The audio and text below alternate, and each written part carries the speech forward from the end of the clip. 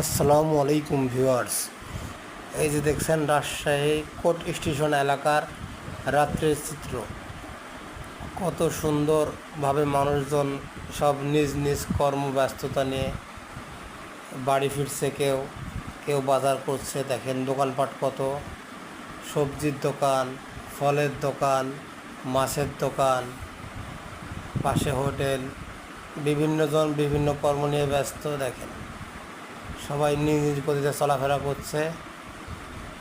এই হচ্ছে নিরিবিলি পরিবেশ। এই যে দেখেন রাত্রে রাজশাহী।